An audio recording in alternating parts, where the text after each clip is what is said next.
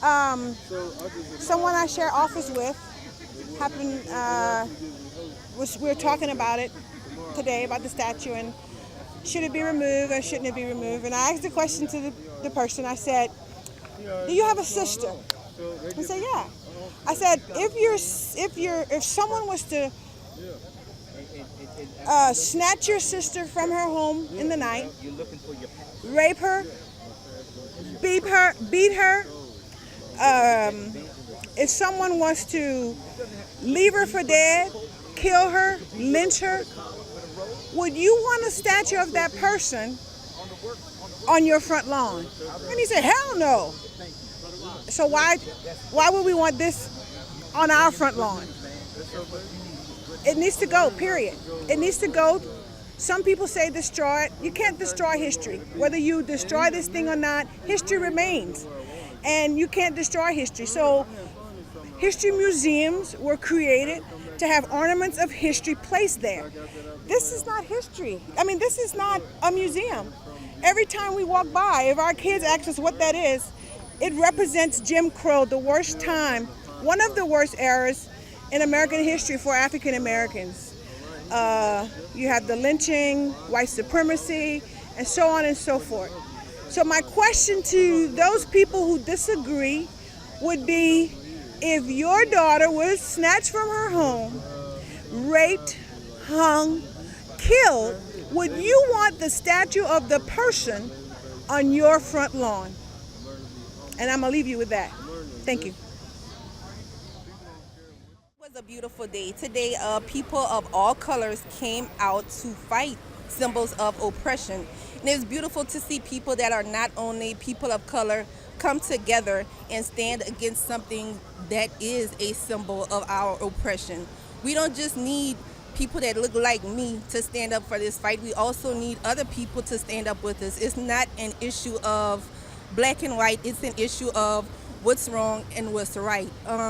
Dr. Swanson did a presentation, and he stated that Alfred Mouton was the second largest slave owner in Lafayette.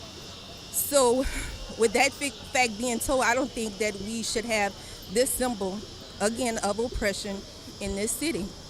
We're supposed to be in a post-racial era, but how can we be in a post-racial era when we still have symbols of racism? That's about it. Today is a nice day to see so many people out here. It's really a diverse group of people. We have people from all different race, religion, culture, everything. It's a real beautiful, nice day. I'm here because I represent this district, which is District 3, and there's a lot of things that's going on as far as the Mouton statue. I just want to make sure when it comes to the council that I make a good, impartial decision. Again, this statue here was put up way back in, I believe, somewhere in the early 1900s, and it represents what? What does it represent? It represents slavery and the Jim Crow era. So, but then again, some people feel that it should stay. Some people feel that it should be removed. Again, I'm here to make sure that I make the right decision. And the only way I can make the right decision is by seeing what people, what they really want to do. People telling me different things. They're telling me, hey, let's move it to a museum, which is good. Or some people are saying, let's leave it there to show what happened in the past, what their ancestors did. Again, it reminds people what happened in the past. The past is not so great when it comes to slavery and Jim Crow. I'm a black individual. I grew up in the 60s and the 70s. I remember how it was to be a black person. I do remember that. It wasn't that great, but as time, it improved. So again, I'm here to make this decision. And again, I'm sorry to say this, repeat myself, the only way I can make a decision is hearing from the people. And the people has a voice, and I represent both sides. Thank you. Oh, well, yes, I know taking down this statue is one step, but we have so many pressing things here in Lafayette that we need to also consider. And when I say Lafayette, I mean Southwest Louisiana. You got the 15th and the 16th JDC. They just as well be kin to General Mouton because we have the highest incarceration rate in the world. They unjustly deny parole eligibilities to over half of our people, many of whom are first offenders. So let's bring some economic development over here. Let's bring jobs for these youngsters, you know, and get them off the street. Let them be paying taxes like everybody else. And that's how I feel about the removal of the statue. It's a good step in the right way, but let's also remember we need jobs here. Let's also remember we need to stop that Jim Crow mentality in these bring some economic development on the north side of Lafayette. Let's stop some of these let's bring economic development to the south side of Lafayette. And let's also remember with this high incarceration rate that we have here, you know, a lot of them had traded their hoods for going to college, becoming lawyers and judges and stuff. And that's where we're at with that. Thank you.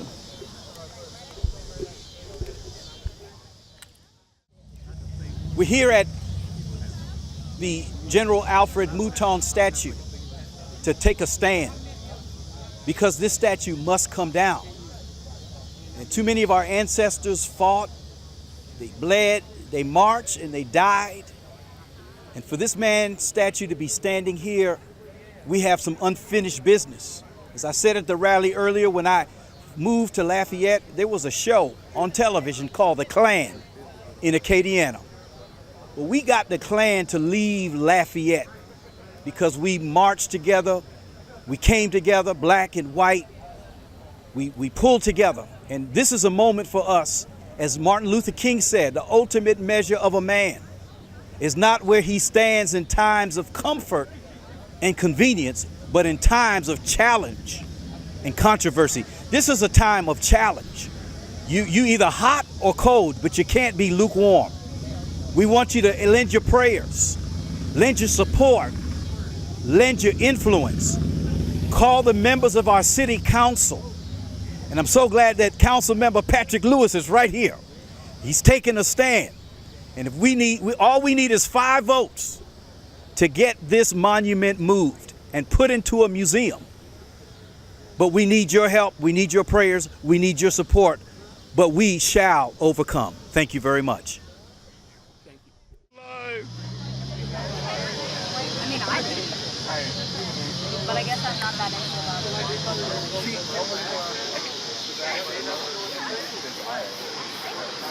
love.